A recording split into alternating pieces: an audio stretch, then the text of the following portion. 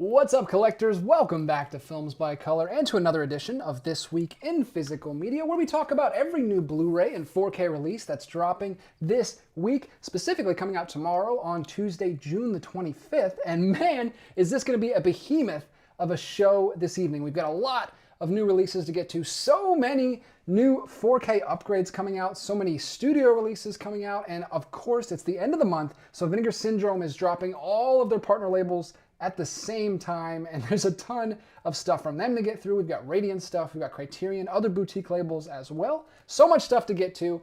I'm going to try to keep my voice to a minimal volume because I've got a lot of talking to do, and I've already been talking for about an hour. I've been recording my entire Vinegar Syndrome Halfway to Black Friday sale haul video. That finally came in the mail. I was out of town all last week, but when I got back, on my doorstep was a big old box from Vinegar Syndrome, so I opened it up and just shot a video for you guys. I'll try to get that up for you in just a couple days. So I've already been talking for a while, so we're going to try to preserve the voice as much as we can, but like I said, we've got a lot of stuff to get through, and I'm going to try to go pretty quick because I don't know how I'm going to get through all this in less, I don't know, we'll see how long it takes. We're going to try to keep it around the same time, hour and a half like we usually do. But if you're new here, we shoot this show every Monday night live in front of a live audience at 9 p.m. And it's a great time. We always have a good time talking about movies and physical media and collecting in general. So feel free to come out and join us if you are so inclined. We'd love to have you. We always enjoy talking to the live chat. I'll jump back and forth a little bit, go through the new releases, and then see what people are saying. Speaking of the live chat, let's go ahead and see what people are saying over here already. Internet user says bonjour. CG anime fan is here as well. Henry Bidenkamp says good evening, everyone. It's going to be an interesting long night. I hope not. I hope it's not going to be too long, but I see what you mean because we've got a lot to get through. Sam Fed is here. Evil Wax is here. Josh Knoll is here. Now that I'm on summer break and back in town, I can be here for this stream when it actually happens. Awesome. Well, we're glad to have you. Gus M. Reddy is always here and very excited about it. I really appreciate the enthusiasm. Maybe you can give me a little motivation to get through it this evening. Kevin House is here. Jeffrey Patron. Jar Jar Ed is here.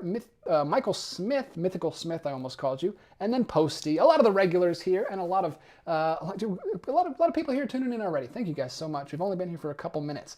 All right, let's go ahead and jump into this giant list of things. We've got Blue Velvet coming out this week. Big David Lynch release, getting a 4K upgrade. It's a Blu-ray and a 4K combo pack from Criterion. You know the deal with Criterion. These are always $50 list price, but right now you can get it on Amazon for $35. But I would recommend waiting until you get to we got like a week away, and we're already in the 50% off Barnes & Noble Criterion sale. So you can get this for $25, just $25 in just a couple days. So hold off on that one if you're interested in this film. I have not seen this one yet, but I've heard from people on YouTube that have recommended that this is probably a good place to start for David Lynch's filmography. This or maybe Mulholland Drive, people always recommend to me. So this is a big classic. I don't need to talk about this one too much. Blue Velvet, everybody knows what this is. Everybody knows David Lynch. Love him or hate him, very divisive, but there you go. That is a new David Lynch upgrade that's coming out. We've also got South Park, the bigger, longer, and uncut 4K Blu-ray digital combo pack, so all three formats in this one. And this is from Paramount Pictures, and it is a 25th anniversary release of this film. Obviously, everyone knows what South Park is. Show's been going on for a bazillion years, and this is the first film they did, all the way back in 1999. So another divisive kind of film here. This is a love it or hate it type thing. If it's your thing, if it fits your sensibilities, I'm sure you're going to love it, and I'm sure you're very excited that it's finally getting a 4K release. I like that some niches are getting filled this week. A lot of different niches are being filled this week, and we'll get into a bunch of them. This is a dark humor comedy animated musical, and we're going to get right into another one here. The second one is another Paramount Pictures release. It seems like they put these out at the same time because they kind of go hand in hand. This is Team America World Police, getting a 4K Blu-ray digital combo pack as well. And it's another anniversary, 20th anniversary from 2004. This is not animated the same way. This is a puppeteered film from, like I said, 2004, but it's also a dark comedy. It's also a raunchy comedy, and it's also a musical. So similar niches here. I feel like it's almost a circle of a Venn diagram, But if you're excited about that one, you're probably excited about this one, and you're getting both of them this week. So love that for those people. It's not really a genre that I frequent. Raunchy comedies are not usually my thing, but I've heard great things about those. I've also heard not great things. So it depends, like I said, on what your sensibilities are. But both of those coming out this week. And then the fourth one here, we'll finish out the top row, and then I'll go back and talk to the chat. The Case of the Bloody Iris, getting a 4K Blu-ray release. This is the first of the many, many, many Vinegar Syndrome partner labels that we're going to talk about this evening. I'm going to try to go through them quickly because there's so many of them. They always drop them all at once, and we don't know much about them because that's the whole point of Vinegar Syndrome, is that they're putting out these lesser-known, obscure films. So I'll go ahead and give you the rundown here. Case of the Bloody Iris is from Celluloid Films, which is the partner label that this is released from. 1972 film. It is a foreign, it looks like Italian, mystery thriller. I don't know if this is technically a giallo film. Might be a little late for that. It's 1972. So there you go. We've got another horror film from Vinegar Syndrome, who does it best, coming out this week. That one seems very popular. It's in the top row. So that one must be a little bit more well-known than the other ones we'll talk about this evening. But that's a great, that's a hard-hitting first row. 4 big ones there right off the top, and we've got a lot more to get into. Let me jump over to the chat, see what people are saying here. Let me see. An internet user, woo, Blue Velvet. So he's very excited about Blue Velvet. I know a lot of people will be. Evil Wax 73 says it would have been apropos if you were talking about silent films. Yeah, I still think it would have been just as annoying though. Internet user, I believe the sale starts on the 28th. Woohoo! Oh, so that's even closer than I thought. I thought, we would have to wait a few more days. And then Gus also says, DJ, a little birdie told me that the Criterion sale starts this Friday. So just a few more days to wait, guys, and we will be in Criterion heaven, and we will be spending all of our money just because they're cheaper this time of year. And I'll be shooting lots of Criterion sale videos for you guys. Hopefully I can get some of those shot this week or next week, and we can have a lot of fun. I love this time of year. I love July and November. Let's see. Ethan Edwards, last week was his Lou Gehrig day. Today was his Chaplin. Well, there you go. See? I like that you're keeping score. Ethan Edwards says Straight Story is a good Lynch to start with as well. Yeah, I've heard that, but I think that's just because it's so not a Lynch film, so it's just kind of standard. So I don't know if that would really prepare you to get into his style. But yeah, I've heard great things about Straight Story. Even people that don't like, even friends of mine that don't like David Lynch like the Straight Story. It's just a straightforward film. Let's see. Jar Jar Ed, one does not simply find a starting point with David Lynch. Yeah, I think everyone has their own journey with Lynch. You kind of just start wherever you do, and that's your Lynch journey. Posty, the Case of the Bloody Iris is a good giallo, and the cellular. Oh, so it is giallo. Okay, cool. And the Cellular Dreams release has so many extras with it. Sweet. I don't own any Celluloid Dreams films, but I'm not opposed to it in the future. Kino, oh man, Griff Redux says Kino starts Thursday, Criterion Friday. Gosh, so many sales. Too many sales happening all at the same time. Why can't they get on different schedules? It would help me out a lot.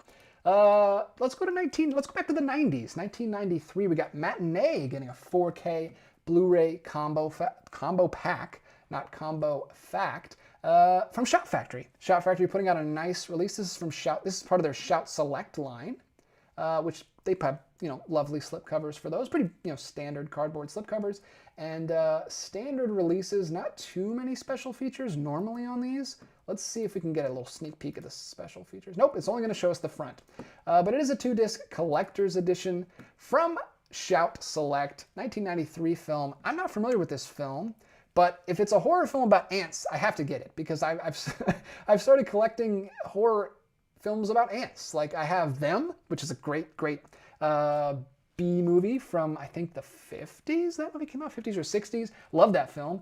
And there's also that Phase 4 that Vinegar Syndrome just put out from Saul Bass. It's also about ants attacking people. And here's another one. I don't know if this is actually about ants or if this is just a fantastical cover, but this looks fun. I love me some John Goodman. There's another John Goodman film that's in the Criterion Collection that I want to pick up that I just found out about, I think today. Was that today or the other day? That I want to pick up in July in the Criterion sale. But here we go. We've got a coming-of-age horror comedy starring John Goodman called Matinee. getting 4K upgrades. So lots of 4K upgrades, like I said at the top. And then this one here, not an upgrade, but a new release that everybody knows about. Big, huge blockbuster. I don't know how big it was. I don't know how successful this one was. I don't think it was as successful as the last one. But you've got a Blu-ray, digital, and 4K disc on here. And it's Ghostbusters Frozen Empire. There we go. Continuing the next generation of Ghostbusters films. This one did not... Well, I'm not a big Ghostbusters fan anyway. I didn't see the one before this, so I wasn't really the target audience for this, but I think I heard some good things about it. I also heard people not loving this one, so we're just talking about divisive stuff this week. But yeah, everybody knows what Ghostbusters is. That's the newest Ghostbusters blockbuster. It's coming out in this standard 4K release, and then we've also got a Steelbook edition, which I'll have to scroll a little bit. There it is. There's the Steelbook, also 4K Blu-ray and digital. And that's what the Steelbook looks like. So some custom artwork on that one. It's all right. It's okay. It's pretty cool. I don't know if it matches the other Steelbooks they put out, but there you go. You've got two different versions. I'm sure you've got just a standard Blu-ray version as well, but if you want a 4K, those are your two options. Then we've got a insane box set. This box set is crazy. I heard about this when it was first announced a long time ago. Look at all these releases in this box set. This is called the Game of Clones Bruceploitation Collection Volume 1. This is just Volume 1, and it's all of these films. This is a Blu-ray box set from Severin. There you go. Look at this. I wish I could zoom out so you could see this entire... Look at this. This is crazy. That's the, the box set. It's huge. It's this big, thick box set, and it's got all these discs in it. And it's got a nice big 100-page book, which you can't see because it's behind me, but there it is, 100-page book. So this is all the like martial arts exploitation films that kind of copied Bruce Lee right after he passed away, or maybe like some of them might have come out during his films maybe. But it's 8 discs, 15 films, 24 plus hours of special features, all that listed right there. Let's zoom back in so we can see what the films are in this set. Blu-ray.com is going absolutely crazy with the ads and jumping all over the place this week. But we've got, look at that, it's just jumping me to the top for no reason. Enter the clones of Bruce, the clones of Bruce, enter 3 dragons, enter the game of death, goodbye Bruce Lee, his last game of death, the dragon lives again, Bruce and the Iron Finger, challenge of the tiger, Cameron connection, Super Dragon, the Bruce Lee story, the dragon lives, the dragon, the hero, and Rage of the Dragon. So 13 movies from 1974 to 2023. I know a lot of people are super pumped about that. I haven't even caught up on my Bruce Lee box set yet, so I can't even imagine going through all of these films. That's on sale right now for $116 on Amazon. I'll try to put a link for these in the description after the show tonight, so you can buy those there if you want to support the channel at no extra charge to you. But yeah, that's a crazy box set. I kind of love it just for the look of it. And then we've got Purple Rain getting a 4K release from Warner Brothers. This is a 40th anniversary edition. Could have just named this show the anniversary show because everything coming out has some kind of anniversary. Here's the slipcover on that. Very similar and consistent with their... They're still doing this. I don't love this like taking up the entire top with these weird like ribbon laurel things. They were doing it for the 100th anniversary last year, and now they're doing it specifically for this 40th anniversary, which is kind of weird. But there you go. It's a 4K and digital release, and it's a very, very purple cover. So there you go. You got Purple Rain getting released, 1984. Another musical. Lots of musicals coming out this week. And that's the second row. We got a lot to get through. Let's go ahead and jump over here and see who's in the chat, and we will get back to the new releases here. Lots of new people popping in. I see... Griff says Matinee is not about ants. It's about classic movie theaters. It's really well done. Okay, cool. So yeah, I figured that was kind of just like just an artwork on the front, but I like the look of it. I think I might check that one out. Evil Wax Matinee is a pretty underrated film. I remember enjoying it quite a bit.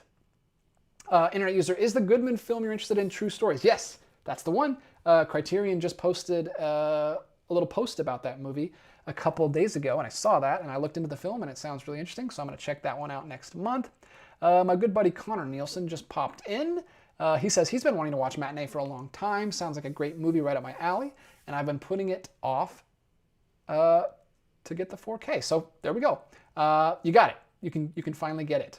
Bailey Walsh popped in. Happy Optimist is here. Good morning from the Philippines, DJ. See you on Boutique Talk this week. Hey, thank you so much. Yes, I will be on the podcast Boutique Talk, which is over on Steelbook Obsessed's YouTube channel. I've got to rewatch Fantastic Planet before Thursday because that's when we're recording it. No idea when it'll be up, but I will be talking with him on Thursday about that movie and some René Laloux films in general. So I'm excited about that. It's going to be a fun conversation. Let's see. Kevin House, I think you and Connor both would enjoy Matinee, a fun nod to genre producer William Castle. Oh, interesting. Yeah, I think I'd enjoy it too. It sounds like something interesting to me. But let's go ahead and blow through these because we've got a lot to get to. Starting with Mr. and Mrs. Smith from 1941. I don't know how related this is to Mr. and Mrs. Smith that came out when I was a kid. I don't think it's that related. But this is a Hitchcock film, not a typical Hitchcock movie. This is a comedy about a couple who learn that their marriage was not valid. So interesting. I don't know if they're, spies in this one. I don't think they are. Maybe they are. But very different. But it's a Hitchcock film. Wow, I didn't know that. So that's one of the Hitchcock films that's not included in the big 4K Digibook box sets that I have back there on the shelf. So if I eventually want to complete my Hitchcock collection, I guess I'm going to have to get that one at some point. But there you go, Mr. and Mrs. Smith from the Warner Archive collection, always putting out great stuff. It's listed as just a romantic comedy. So maybe it's not suspense or a thriller like most of Hitchcock's stuff. Then we've got Riddle of Fire, getting from 2023. This is a Vinegar Syndrome release, slipcover and original pressing, obviously, like they always do. This is an adventure, comedy, fantasy. Three mischievous children embark on a woodland odyssey when their mother sends them on an errand. Hold the phone. This sounds interesting. The Neo fairy tale film. Holy. Okay. I'm going to have to add this one to the list. I kind of automatically just don't assume that Vinegar Syndrome titles will be for me because they're usually horror stuff or usually exploitation stuff. But this sounds pretty cool. It's like a coming of age film starring children and it's like a fantasy Odyssey adventure. That sounds really cool. I'm gonna have to add that one to the list and look more into that. Let me know if you know anything else about that one, but from what I'm seeing, from that short little description there, it sounds interesting to me. Moving on to some more Vinegar Syndrome. Oh no, this is Lionsgate actually, excuse me. This is Lionsgate. The Ministry of Ungentlemanly Warfare, getting a 4K Blu-ray digital combo pack. And I believe this is one of their steelbooks. This is one of, yep, there it is, Lionsgate Steelbook with a slipcover, a translucent slipcover like they like to do. So the hand and the, oh, that's really cool. The hand and the pin for the grenade are part of the slipcover, so when you pull it off, it comes off the grenade. And there's the inside of the slipcover over there. Very cool. I love these. I would love to collect these. I know some people, including Steelbook Obsessed, who has 1,000 Steelbooks in his collection, which I'll be talking to on Thursday. I'm sure he has a ton of these Lionsgate Steelbooks. I feel like they would look great together on the shelf, but there's just so many movies, and I've been focusing on boutique stuff, so I haven't been picking up these, but yeah, that looks like another great release. It's actually an Amazon exclusive Steelbook from Lionsgate, which is kind of big news because Walmart's been getting all those exclusives from Lionsgate, so I don't know what that means. I don't know if they're switching to Amazon or if they're just playing both sides of the fence and they're going to be treating both Walmart and Amazon to different ones. That's interesting. That's kind of big news for the collecting community. I know a lot of people are liking going out to Walmart and picking those up, so that's kind of unfortunate for them. Moving on, we got Monkey Man getting a 4K release from Universal Studios, a 4K Ultra HD Blu-ray and digital 4K release. I heard a lot of great things about this movie, or at least I heard a lot of advertising about this movie. I don't know if people actually liked it, but the advertising seemed to really be trying to sell this as another John Wick film, basically. But we've got Dev Patel here, who's always great. Like I said, I'm not usually an action movie guy, but if I hear great, I still haven't seen the John Wick films, so I don't think I can skip to Monkey Man. But yeah, if you like John Wick and similar things, I'm sure you'll like Monkey Man. Don't quote me on that because I have not seen it. And then we've already talked about Ghostbusters Steelbook. We've got an a Shudder. This is a Shudder release, which I think is another Vincin partner label. It's Brooklyn 45 from 2023, brand new film. It's only 93 minutes. Look at this. The ghosts of your past would like to have a word with you. Looks like some kind of military, political horror film. Yeah, supernatural horror film. 5 military veterans, best friends since childhood, gather together to support their troubled host, and the metaphoric ghosts of their past become all too literal. So there you go, a brand new horror film from Shudder. Maybe that's a Shudder original? Is that what that means? Maybe, I'm not sure. I don't know a lot about the Shudder label and what the relationship is to the streaming service, but that's coming out. And then from Kino Lorber, jumping over to Kino Lorber, we've got Betty Page double feature. 5 movies. I don't know why it's called a double feature when it has 5 movies in it, but 5 films. Maybe that's just a typo? I don't know. It says 5 movies from 1954 to 1956. There's the slipcover on that. It's Tempest Storm and Lily St. Cyr. Burlesque Classics by Irving Klaw. I remember when this was announced, or maybe we talked about this a couple weeks ago. I can't remember, but for some reason I feel like we talked about that before. But there you go, erotic documentary and music film. That's kind of like a time capsule of the period of the 50s, what was going on then. I don't think those are narrative films. And then we've got An Act of Violence, getting a Blu-ray release, another Warner Archive release, just a simple bare bones release. But again, Warner Archive putting out great films that don't get released by anyone else. So it's really cool that they're doing this. Someone in the chat, Henry Beinkamp, just says Act of Violence is a pretty good noir, World War II related film. So we got another military film here about World War II, done in the noir style, which is always great. I just love noir posters. Like, I just want to illustrate my life in noir posters. It looks so cool. But here you go, film noir, thriller, drama, $25 on Amazon right now. That's the thing about Warner Archive. They're bare bones releases, but they are pretty cheap. Pretty cheap, and they usually go down even more than that. You can usually get around 20 bucks, maybe even 18. So that's pretty cool. Got some DC stuff this week. We don't usually talk about TV series, so I'll just go over them briefly. But the original Flash show is getting a Warner Archive release. Not the original Flash show, but the live-action Flash show from the 90s, 1990 to 1991. The first and only season of that show is getting a Blu-ray release from Warner Archive. And then they're also staying in the DC universe and releasing the New Adventures of Batman, the complete collection, which is 1 season as well from 1977, getting a Blu-ray release. So that's pretty cool. I love when they make classic animated shows available, and especially on Blu-ray, which you don't get very often. So that's very cool. Next up from 2024, another Lionsgate Films release. It's the Ministry of Ungentlemanly Warfare, which we already talked about. We talked about the Steelbook for this one, but I think this is just a slipcover version. There you go. Oh, I know what this is. So I actually, when we talked about it the first time, I know what this was. This is that film with Henry Cavill and what's his name? Oh, what is his name? Alan Ritchson, that's his name. So this is a Guy Ritchie film. Looks just, I can't believe I didn't realize it right away. It looks exactly like a Guy Ritchie film.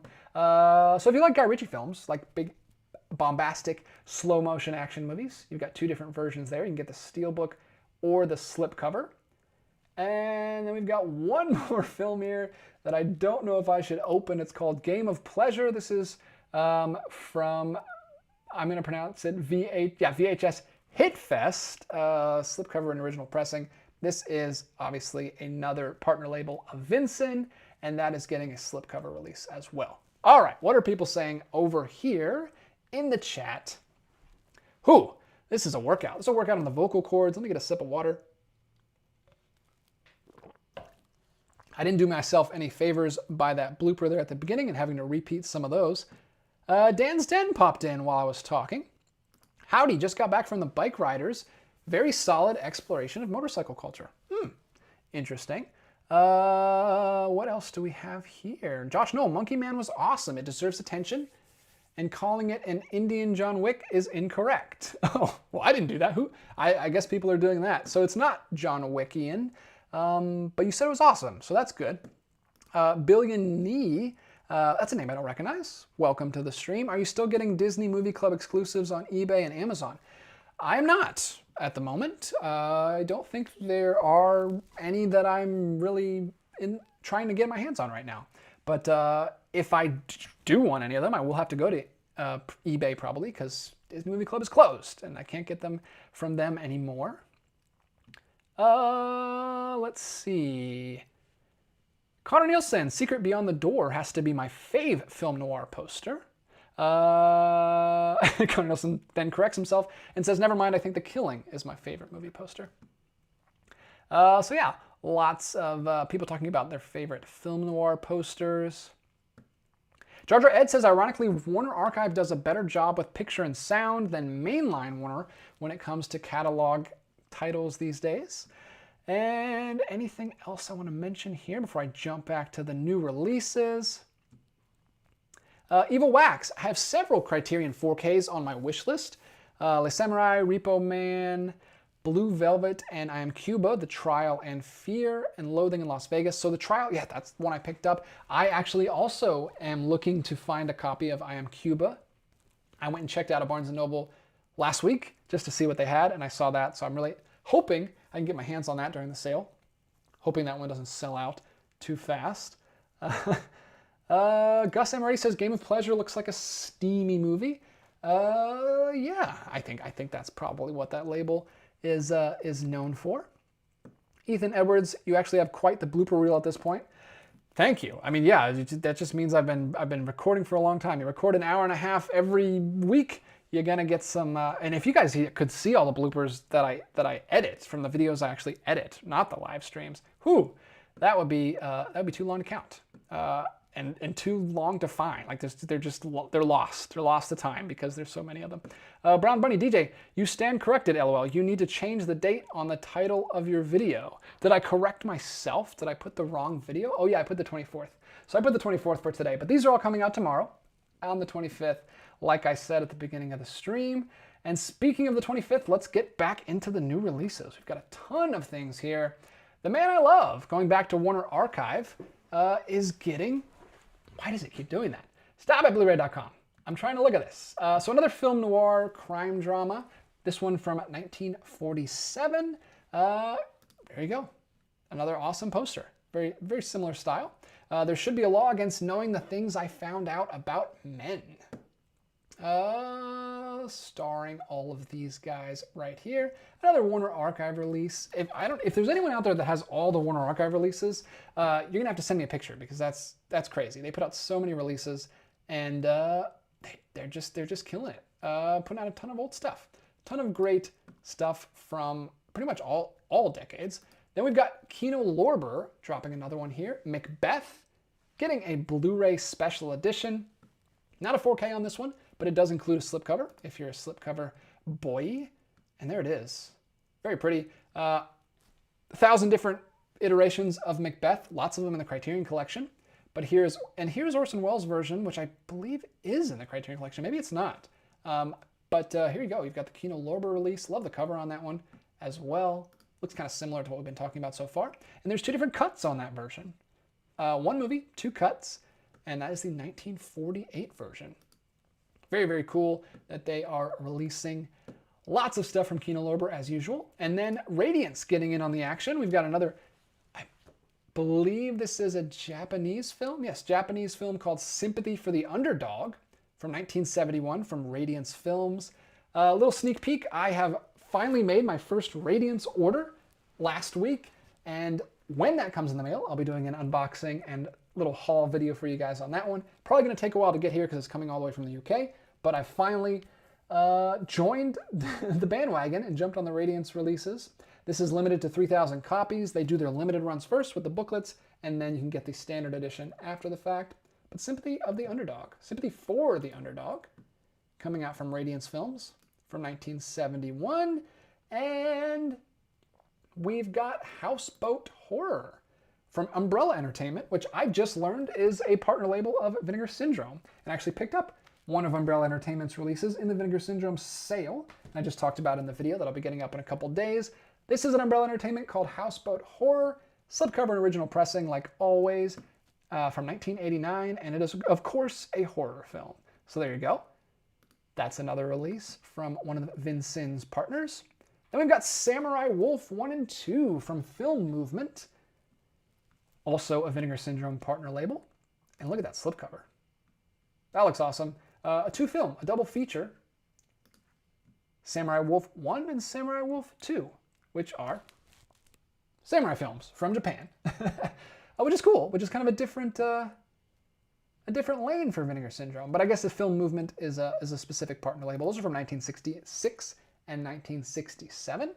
Then we've got China O'Brien 1 and 2. I've seen a lot of people on the Vinegar Syndrome groups showing their copies of this. They've already got this in the mail. This was one they pre-ordered, and that came with their subscription. This is a martial arts crime action film from 1990, which has an amazing cover. Actually, has to be the same artist of Sidekicks, because it looks just like the Sidekicks cover that I have back there on the shelf. But that's another double feature film from 1990. I guess they both came out in 1990. But 2 films there. You can get that for $60 on Amazon or Vinegar Syndrome's website in general. But I don't think you can get it this month, because I think they're still doing Partner Month over on Vinegar Syndrome. Then we've got When Worlds Collide from 1951, a Paramount Pictures release. I love me some 1951 science fiction films, especially George Pal. I think maybe a couple. I may have seen a couple George Pal films, but specifically The Time Machine from George Pal is one of my favorites, and I don't know if I've seen this one. It's a terrible cover. That's a horrible cover. They should have used the original poster. That's not great. But it says, an impending collision with a runaway star signals the destruction of Earth. The government refuses to listen to scientists, but private industrialists finance the building of a spaceship which will carry a limited number of people to another planet to begin a new civilization. As doomsday approaches, they race against time. In the panic of those will be left behind. The potential pulverizing impact of the collision, the massive tidal waves and devastating earthquakes, and the final cosmic smash-up make a chilling paranoia of disaster. Fascinating. That sounds amazing. I have not heard about that one, but I love me some good science fiction. I don't want to say B movie. I don't think that's a B movie, but that whole 50s atomic age science fiction is always something I love. So that's really cool. Not crazy about that new cover, but the movie sounds really cool. I love me some George Pal. So I'll have to add that one to the wish list this week. Then we've got, for some reason, we've got Godzilla vs. Kong Monsterverse 5-film collection coming out this week, way down on the list. This must just be a re-release, like a slim pack or something, because we just talked about this a couple weeks ago when the new one came out and they released all their versions. But this is just kind of a hard slipbox digipack release with all 6 films in there, or I guess 5 films. We've got Godzilla, Kong Skull Island, King of the Monsters, Godzilla Kong, and Godzilla Kong The New Empire. So that's a really cool release. That kind of looks like the Warner Brothers slip boxes that they've been doing back there for their classic films. So that's really cool. Looks very boutique. No banners or anything on the top. It's just on the J card there instead. Very cool. I actually really like that. That looks really good. And if I wanted to get all of those films, that might be the way I would do it. List price $110, but available right now for $100 on Amazon. If you've missed out on those films so far, there you go. Check those out. They're all coming out in a nice, slim, good-looking package from Warner Brothers. All right, me just scrolling down and seeing all the stuff we still got to talk about, and we are already 39 minutes in. Thank you guys so much for bearing with me. This is a crazy week. Let's see what some people are saying in the chat. Internet user Radiance have released a number of Yakuza-related films. Connor Nielsen, Orson Welles is the best. I love Orson Welles. Thank you, Connor. Griff, big drop tonight on Hamilton book. Some OOP Kino titles for $6 and $7. Not many of each, though. Just an FYI for everyone. Oh, thanks, Griff. Thanks for sharing that with us. Let's see. Dan Stan, When Worlds Collide, classic 1950 science fiction. One of those films they tried to remake for years. Yeah, something about those remakes. You can't capture that 50s sci-fi stuff. Happy Optimus followed you on Instagram, man. Thank you. I'm going to try to post on there more. I've really just completely dropped the ball on Instagram and TikTok and everything else, and just kind of been focusing on YouTube because that's all I have time for these days. But I'm going to try to start posting little things on there a little bit more. So thank you for the follow. And Nacho's here. Thank you, Nacho. Hey, how's it going? We're just talking new releases, and we got a lot to get through. Sorry I'm not talking to you guys as much this evening, but keep those comments coming because I will read them when I get time. But there's a lot to get through this evening. We're going back to the 1970s, another film movement release through Vinegar Syndrome, and this is The Most Important Thing, Love. Obviously, slipcover and original pressing, 1975 romance and romantic drama film. So very different from what I associate with Vincennes. But this is Film Movement again, so it seems like they have a pretty wide net of what they put out. Then we've got, next up, The Underground Railroad from 2021, which is our Criterion release. This is how you know it's a crazy week, when the Criterion release is pushed all the way down this far on the list. So much stuff. This is a TV miniseries, which Criterion doesn't do too much of. I'm wondering if this is Criterion or if this is a Janus Contemporaries. Let me know, because it never makes it clear. No, I don't know. It never makes it clear on the blu-ray.com website if it is Criterion or if it is Janus Contemporaries. It still says Criterion for both, so I'm not sure which one this is, but it is a TV miniseries from 2021, 585 minutes, so it is a longer one. I guess it is a Criterion release because it's $80, and I think most of the Janus are super cheap. So yeah, $80 list price. You can get it right now for $55. Maybe wait till next month if you're really excited about this one for the 50% off sale. But that's a straightforward drama series from 2021. I'm assuming it's going to be a much thicker case because it is $80 and it's several discs because it's 585 minutes. But there you go. Directed by Barry Jenkins, The Underground Railroad. Very cool artwork on that one. Finally got to our second Criterion release for this week. Next up from 2024, Slope's Game Room, Cult Movies, Shows, and Classic Comics. Slipcover and original pressing. This is a documentary about horror, and this is coming out from ETR Media, another Vincennes partner label. So if you are subscribed to Vincennes, you will get that release, I'm assuming. Streetwise, actually, I don't know. I don't know how the partner labels work. I shouldn't talk about things I don't know. Streetwise getting a Blu-ray release from Decalog, which is another partner label from Vinegar Syndrome. 2021 release. In a straight-up drama film, a Chinese drama film. So there you go. Decalog, I've heard great things about. There were some people who chimed in on the sales stream that we did for Vinegar Syndrome, and they told me to check out some Decalog releases. So someday I'll have to finally get around to that. But there's so many partner labels on Vinegar Syndrome. Very overwhelming, but I'm just dipping my toe into it. Like I said, got my first big haul over here from that. So looking forward to diving into those. Beast Fighter is coming out from Eureka Entertainment. This is a double feature from 1975 and 1977. I got the email for this a few days ago that this was coming out this week. Eureka Entertainment puts out a lot of stuff. Obviously, they have their Masters of Cinema line, but they've also been putting out a ton of martial arts films recently, especially like Hong Kong action films. So here we go. We've got Beast Fighter, double feature. Karate Bullfighter and Karate Bear Fighter. He's fighting all kinds of things. Bulls and bears. So that's pretty cool. That looks awesome. Then we've got another Warner Archive release from 1938, even further back than the last one we talked about. And this is another just romantic drama from them, starring Joan Crawford and Margaret Sullivan. It's called The Shining Hour. The Shining Hour from Warner Archive right there. Another great poster. I just love classic posters in general. I love how they're just kind of like literally cut together and pasted on like they're like a collage. I'm a graphic design nerd because I went to school for graphic design, and it blows my mind the way they used to have to do things. They used to literally have to cut everything out and stitch it together before computers were invented. So I have a soft spot in my heart for those old-fashioned posters there. But The Shining Hour is a film from 1938 coming out from Warner Archive Collection. Then we have The Miracle Fighters from 1982, the other Eureka Entertainment release coming out this week, an 80s Hong Kong action film, another martial arts film. This one's listed as fantasy, which is pretty cool. Look at this. Oh, look at this. Whoa. This poster looks amazing. The Miracle Fighters. What is this guy doing? He's in a drum. There's like a stick man over here, like a Wing Chun dummy, but he is like walking around. Snakes, multiple-headed snakes over here. We've got a dragon. We've got some kind of warlord with a creepy mask back here. This looks amazing. This reminds me of, what is that? There's a trilogy of martial arts films. I watched the first one a couple Halloweens ago, but I can't remember what it's called. It's kind of like an Evil Dead.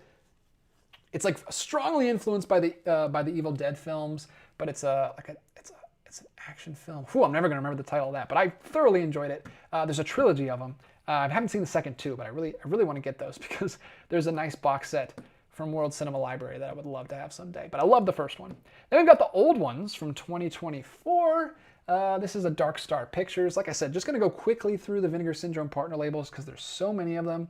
But there's an H.P. Lovecraft's The Old Ones from 2024. Very modern horror film coming out from one of the partner labels. And we got Without Name from 2016 from Yellow Veil Pictures. I only have a few Yellow Veil Pictures, but I have started dabbling there. That looks horrifying. He looks, I don't know what's happening. He's being, I don't know what's going on. Is he being eaten by plants? I don't know what that is, but that's a supernatural horror film from 2016. Yellow Veil Pictures puts out a lot of recent films in the last couple of years. Shout Factory is releasing the first Slam Dunk Blu-ray. There you go. Some anime-inspired art right there. I don't know if it's an animated film or not. I can't tell from the, I don't know if that's just the artwork or if that's actually what the film looks like, but this first Slam Dunk is a 2022 film. It is an anime film, so there you go. Shout Factory, getting in, well, I guess they have the connection with G-Kids, so they've been doing a lot of anime stuff. So there you go from Shout Factory. One more here, and then I'll take a break and talk to you guys in the chat. 1031, Part 3, getting a Blu-ray release from Scream Team Releasing. There you go. Another horror film. Tons and tons of horror stuff coming out this week, and we are just scratching the surface because we've got tons more rows here. So thank you guys for hanging out with me this evening. Let's take a break and chat for a little bit. And yes, thank you so much, Posty. Chinese Ghost Story is I love you guys. You guys always know what I'm talking about. Chinese Ghost Story is the movie I was talking about. Amazing movie. Hilarious. Bizarre, crazy, bonkers, out there film. I highly recommend it. I can't recommend the sequels because I don't know what they're like. I've only seen the first one. But the original Chinese Ghost Story was so much fun. There's like a monk, this Chinese monk that's like rapping a prayer as he's doing a training montage. And it's the best thing I've ever seen. It's so good. Let's see. Happy Optimist, formerly the Infinite Character. Man, this is Martial Arts Haven. Thank you for covering it tonight. Yeah, there's a lot of stuff. There's a ton of stuff, especially from Eureka. They've been putting out a lot of stuff lately. And of course, you've got some of the Vincent partner labels that are dabbling in that stuff too. Posty, if it is Chinese Ghost Story, the second one is super camp. I love the first A Ghost Story. Okay, so cool. So it gets a little bit too weird in the sequel. That's kind of what happened with me and the Yokai Monster series. I got the Yokai Monster series from Arrow, which is not Chinese, it's Japanese, but just in terms of the first one being really cool and stylistic and the second one just going way too far in the complete campy, silly, goofy direction, at least for my taste. I know some people like that one better. But that's kind of what happened with the Yokai Monsters for me. So maybe I won't check out Chinese Ghost Story 2, but the first one was just the right amount of just craziness for me. Let's see what other people are saying. Happy Optimist says Slam Dunk is my greatest nostalgia. So that's a big anime movie for some people, I guess. Let's see. Posty, I like the sequel, but it lacks the romance of the first one. I haven't seen the third one. Okay. Interesting. I love that Posty knows what I'm talking about. Maybe nobody else knows what we're talking about, Posty, but I love that movie. That was great. That was a good choice. All right. What else are we talking about this evening? Kevin House. Kevin House mentioned a film on here.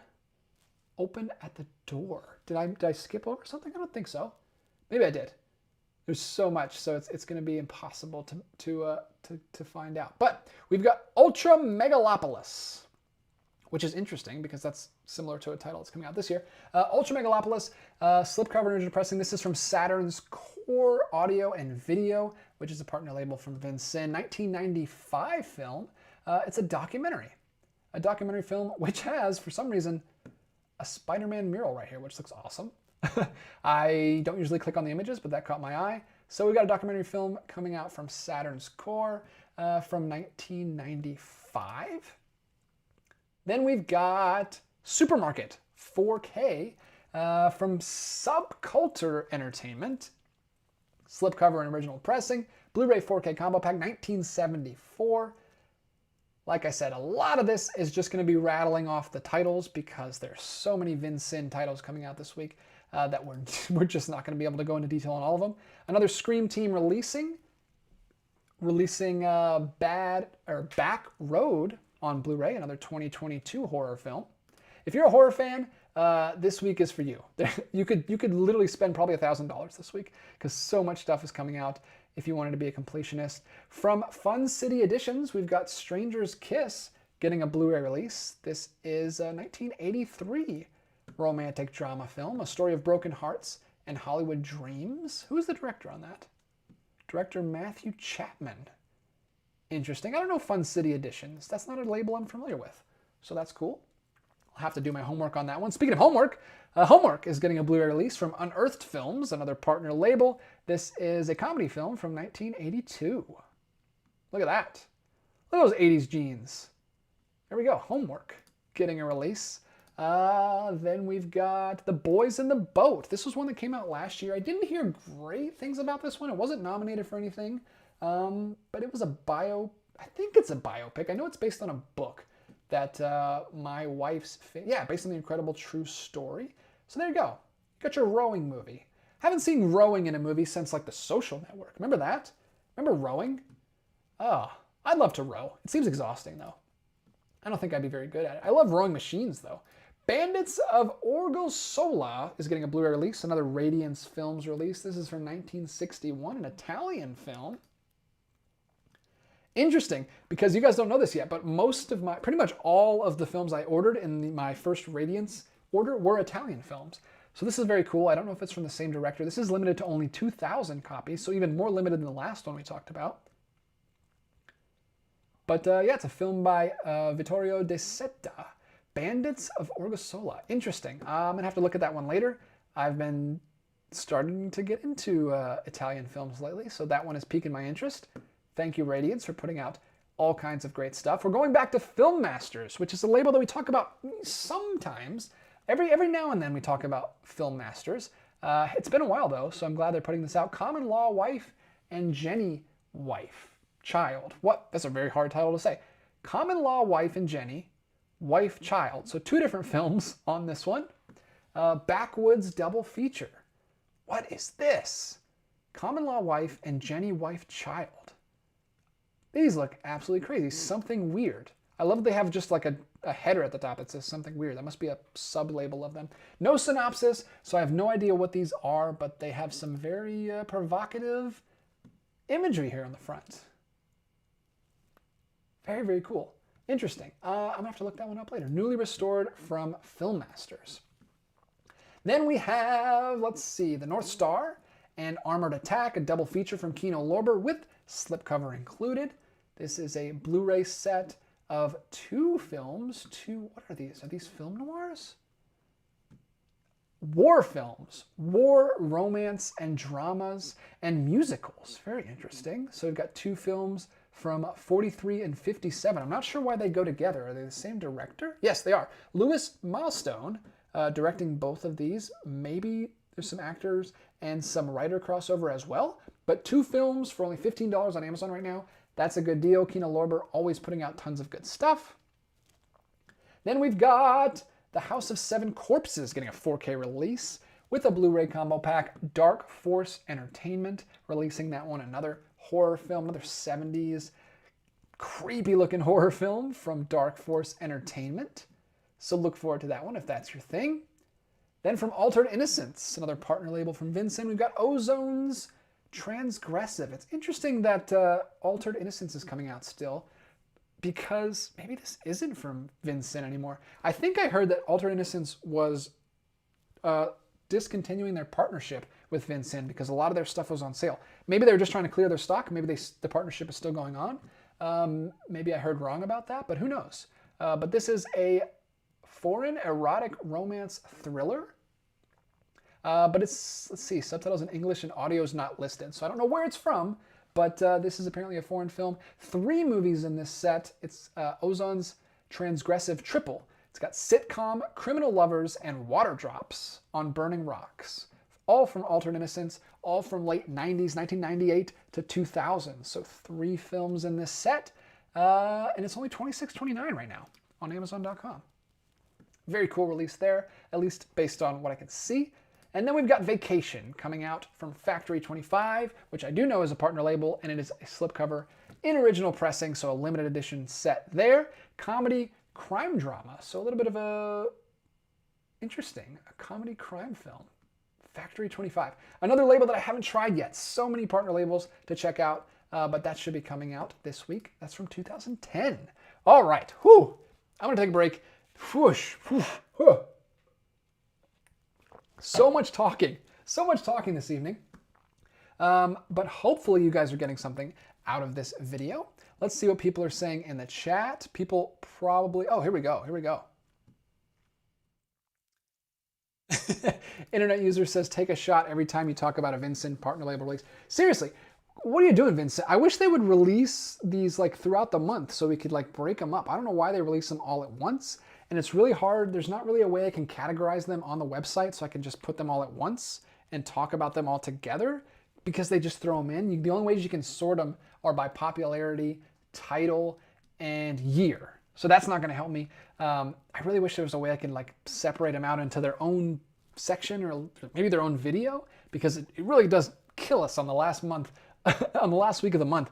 We always have so much stuff to get through. Dan's Den, The Boys in the Boat is an inspirational sports movie that'll make people feel good things, but I didn't feel much of anything about it. That's what I heard. A friend of mine went to see it last year and he said it was just fine. It wasn't anything great, but maybe I'd enjoy it. I don't know. I should probably give it a chance and see for myself. Posty says Joan Collins publicly renounced Homework because the producers leaned into her sexuality too much in the marketing. It's only okay. Certainly no Little Darlings. Okay. Well, that's a shame if that is true. Michael Smith, the UK release of Bandits of Orgosolo, has a second disc with a bunch of short films. That's really cool. I'm a big fan of that when they release short films. Some of the animated films that I got from Deaf Crocodile in my Vincent sale haul include some short films from the same director, which is very cool. Michael Smith, Hamilton book site might be getting hammered. Haven't been able to get it to load. Ooh, interesting. Must be getting hammered. Yeah, probably. Probably all the people that just heard about the sale. No, I'm just kidding. But thank you for sharing that sale with us. And I might have to check that out after this video. Kevin House Lewis Milestone directed the original All Quiet on the Western Front in 1930. Well, that's fascinating. That's a film I've been meaning to check out forever. So that's very cool. They're releasing some of his other war films. Griff says Altered Innocence is still going. You can get new slipcover titles through Diabolique now when they come out. Okay, so I was right about that. It is discontinued from Vinegar Syndrome, but you can get them through Diabolique. So Diabolique stole two of them. They stole Altered Innocence and Deaf Crocodile. I wonder if there's some connection with Deaf Crocodile and Altered Innocence, and that's why they both left at the same time. Bailey Walsh, I watched The House of Seven Corpses last year, and I liked it. Liked it a lot more than others on Letterboxd. Hey, I love when that happens. There's several films on Letterboxd that you will find a glowing review or a glowing rating of me, and everyone else hates it. And I'm on an island sometimes, but that's cool. That's cool when you like things that nobody else likes. Dan's Den says Vacation. That title isn't going to cause any confusion. I didn't even think of that because I'm rattling off so many titles, but that's actually pretty funny. The Cinematheque looks like Little Darlings is getting a standard 4K edition from Vincent. Yes, they are. And we're going to, I don't know if we're talking about that tonight. We are talking about that tonight, so we'll get to that in just a minute. But I did see that was coming. Evil Wax also says I tried to access Hamilton book site as well. No luck yet. Oh, that's a bummer. They had a Ticketmaster crash, it sounds like. Popcorn 41. Whoa, holy smokes. $20 super chat from Popcorn 41. Thank you so much. Really, really appreciate it. Let me go ahead and read this. Howdy, DJ. I've been falling behind on catching these live, but I always make sure I support you. If you haven't seen it yet, consider this a nudge towards the Night of the Hunter on the Criterion sale. Thank you so much. I really, really appreciate that. I will say I already bought Night of the Hunter, I think in the last Criterion sale in November, but I will happily accept your super chat and buy another Criterion with it. Thank you so much. I really, really appreciate that. And because of that, I'm going to try to make an effort to watch Night of the Hunter as soon as I can, very soon. I've got a couple projects that I'm working on right now for the summer, so it might be a couple weeks, but I am going to try to prioritize that since you gave me that wonderful super chat. Thank you so much, Popcorn41. Really, really appreciate that. And it says, let's celebrate the third super chat on a live stream. So there you go. YouTube is sharing your spending habits with the rest of us. But thanks so much. If that's only your third super chat and you gave it to me, I really, really appreciate that. It means a lot. The Cinematech, I have no idea how some people stay Vinson and partner label complete. Must cost an insane amount of money. Yeah, I don't understand. Are there people that do that? Because there's literally like, how many have we talked about? And we've got so many more. There's like over 50 movies a month coming out from Vinson and partner labels combined. I don't know how anybody does that. I don't know how anybody makes that much money. I wish I could make that much money. That sounds nice. But yeah, Evil Wax says, I can't keep up with all these boutique labels. Neither can I. And I kind of do this regularly. But yeah, there's just so many. And he says Night of the Hunter is amazing. I've heard that. I've heard great things. I'm going to try to watch it as soon as I can because, well, I already wanted to watch it, but especially now that there was that very generous super chat. Thank you so much. All right, speaking of little darlings, we're almost there. We've got one in front of it here. Sex, Demon, and Other Hauntings, getting a Blu-ray release from AGFA. Take a shot, because it's another partner label from Vinegar Syndrome, limited to 2,000 copies, and I don't know if I should open the slipcover for that or not. Probably not, but there you go. You've got, I mean, it's got a demon, sex demon, and Other Hauntings, so it's a horror movie. You know what you're getting there. And then Little Darlings is getting a standard release, so if you missed it, or if you just don't want to get the Digibook Deluxe Slipbox version, the limited edition run, you can get the standard version. I'm assuming it went out of print. Maybe not. It might not be out of print yet, but they went ahead and released the standard version anyway. I highly recommend the film. If you don't like the deluxe packaging, you just want to pay, although it's $45 for this, which I think is the same price for the deluxe right now on sale. So I don't know. I would recommend getting the deluxe packaging. I think the deluxe packaging looks amazing. But if you are not a big fan of that, you want just a slim release, you don't have space, I highly recommend the film. It's a great film. It's listed as a comedy from the 80s, sex comedy, but it's much more serious than I think that description would lead you to believe. Then we've got Shanghai Triad from 1995, getting a Blu-ray release from Film Movement. This is a foreign crime drama from China, a Chinese crime drama. There we go. A film by, I'm not going to try to say that name, but it was part of the official selection for Cannes, and it's coming out from Studio Canal. Interesting. So Film Movement is a part of Studio Canal, or at least connected to it. That's something I didn't know. Learning that today. Hotel from 2004 is getting a release from Film Movement. Film Movement, I think, has the record for most releases this week. Maybe so. Lots of stuff coming out. This is another foreign thriller, but it seems to be a little bit more horror related than crime related. There you go. Very provocative cover there. Another official selection release from Cannes. And that is jumping all the way to 2004. So Film Movement is all over the map this week. They're putting out all kinds of stuff. We've got the Machine Girl Chronicles getting a Blu-ray release. What is this? Is it a television show? 28? No, this is 2 films. Machine Girl Jacked and Rise of the Machine Girls. So 2 films here. Some horror, crime, thriller, comedies. Look at this. Look at this. This looks absolutely bananas. Got some Japanese schoolgirls with guns for arms and guns for legs. So it looks like there was a 2008 film and then a 2019 resurgence film for that. Those look like maybe super low budget movie releases. I'm not familiar with those, but they look crazy if that's your kind of thing. $30 for 2 movies. We've also got another Ghostbusters release that we didn't talk about earlier. This is a big, weird, I heard about this when it was announced. I didn't know this was coming out today.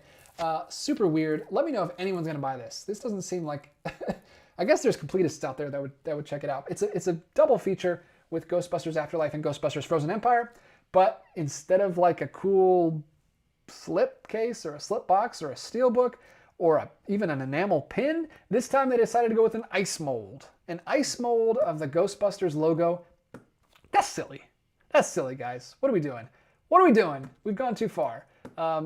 Just because you can doesn't mean you should. So there you go. If you want an ice mold of the Ghostbusters logo and you don't want to pay $5 on Etsy and you'd rather pay $58 at Walmart, there you go. Yeah, there's got to be a market for that. I don't know. Maybe I'm in the minority there. Maybe people love it. But then we've got any other movies here coming out?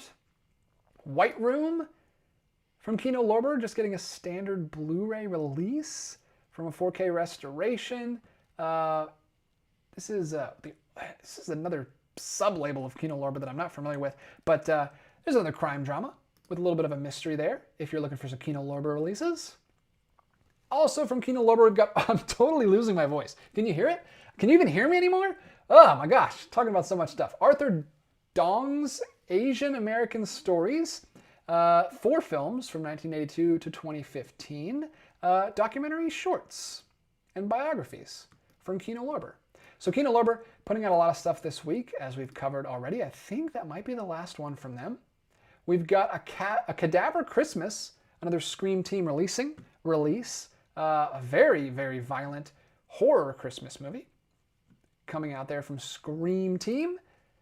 And then we've got, just down to the home stretch here, we've got another Steelbook release, a Walmart exclusive Steelbook for Ghostbusters Frozen Empire. This is just a Blu-ray though, and there's the artwork on that one. Completely different style of artwork on that one, although it's the exact same scene. Is that the only good scene in the movie? Because both, like all the artwork is pulling from that one scene. Then we have a release called Meeting the Beatles in India from Unobstructed View. That's a documentary film. We might have to change the name of this series to not encompass every single release, because there's so many releases and I've already been talking for 1 hour and 7 minutes. We've got a Hunger Games collection right here that includes all 5 films from 2012 to 2023. It has a nice slipcover edition with all 5 films in there. If you don't own those films already, that's a way to get all of them at the same time. Then we've got another Arthur Dong collection of films, LGBTQ Stories, getting a Blu-ray release. 4 more movies, these ones from 1994 to 2002. Also biography and documentary films. The films include Coming Out Under Fire, Licensed to Kill, and Family Fundamentals. And apparently a 4th one that I cannot see. Outrage 69. There you go. So 4 more films. So that director getting 2 releases, and I'm assuming that's also from Kino Lorber. Yeah. So Kino Lorber going all in on that director's filmography this month. You've also got a standard release of Enter the Clones of Bruce, which was a part of that big Bruceploitation box set that we had earlier. Then we've got Orlando, My Political Biography from 2023. This is coming out from Criterion. I think it's probably from Janus Contemporaries though, based on the cover there, but it's always listed under Criterion. But there you go. You've got a 2023 documentary film there coming out from Janus. And way at the bottom, that's crazy how low it is.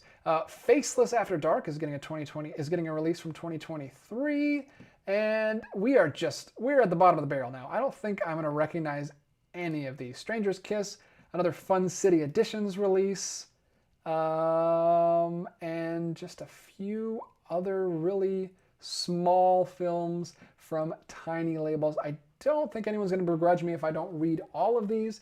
Check out Blu-ray.com if you want to see more about Mouthpiece, Spider Baby, Criminal Lovers, Swingers. I will open because Swingers is a good film. I've seen that one. That's a 1996 film from Jon Favreau starring Vince Vaughn.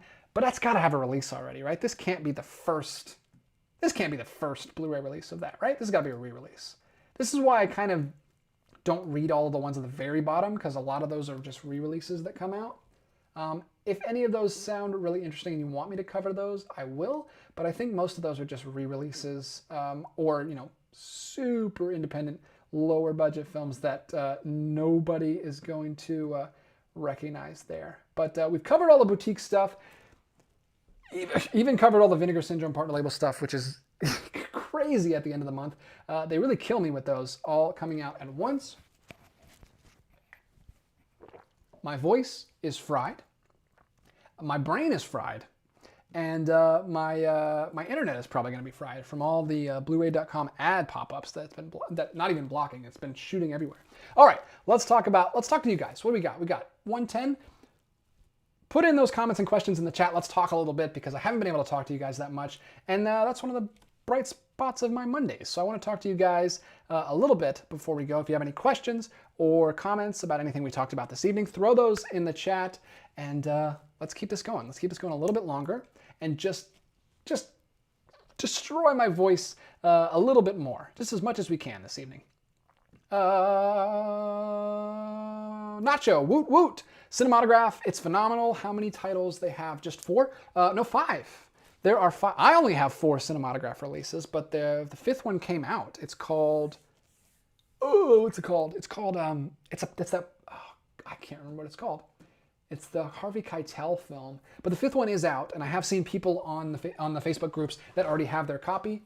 I haven't bought mine yet because it's partner month, so I can't get Vincent direct titles, but I will get it as soon as we get into July, as long as Criterion doesn't take all my money. Let's see, the Cinematheque. I have Shanghai Triad from the Imprint box set. Interesting. Okay, so a little bit of crossover there. Imprint had the rights, and it looks like now the rights are with Film Movement, or maybe the rights are split. I mean, sometimes multiple companies can put, especially if it's in different countries, that can happen. Griff says the boxes with that Ghostbusters double feature are really, really cheap and coming in squished, FYI. Oh no, that's not cool. That's not cool. Hopefully people's ice molds are not getting damaged. Dan's Den says, well, Ghostbusters is an inherently silly franchise. Yeah, so maybe it works. Maybe it works to get an ice mold with it. Maybe I'm being too hard on it. Internet user says, use the ice mold as a paperweight, After Hours style. Oh, I love After Hours. Appreciate the reference there. Cinematheque, the artwork for these studio releases are so bad. Who really wants giant red text of 2 movie collection right on top of the artwork? Thank you. I totally agree with you. But that's marketing, man. Although I don't even get it anymore, because usually you have to do that because you're selling it in a store and you want it to grab someone's attention. But like, people who buy these releases are only buying them online these days. So there's no excuse. There's no excuse for those ugly big banners at the top. Watch Guy says, hey, Watch Guy, haven't talked to you this evening. Welcome. The ice mold will probably melt during shipping. Evil Wax, who are you going to call Icebusters? Dan's Den says that scene from Frozen Empire is the poster. Okay, interesting. So that's just like that scene is what they use to market everything. I'm so out of the loop on Ghostbusters. I'm so many movies behind at this point. Nacho says you skipped Candace Candy. Yes, I did intentionally skip Candace Candy. That is not YouTube appropriate, so you will have to check that out on your own time, sir. Josh Noel, the Matinee family is a fantastic movie. It was in my top 10 movies of 2023. Oh, interesting, interesting. Let's see. Did I skip over that one? Oh, I did. Part of the reason I skipped over some of these at the bottom was because that poster that was just mentioned, which has a naked woman on the front, I didn't want to make YouTube mad, but I'll pop that one up since you mentioned it. Thanks for bringing that to our attention. The Matinee family getting a Blu-ray release is a 2023 drama getting released from Giant Interactive. Very cool. Interesting. Look at that. Giant Interactive, not that many releases. That's all they got, just a handful of releases. But I haven't heard of this.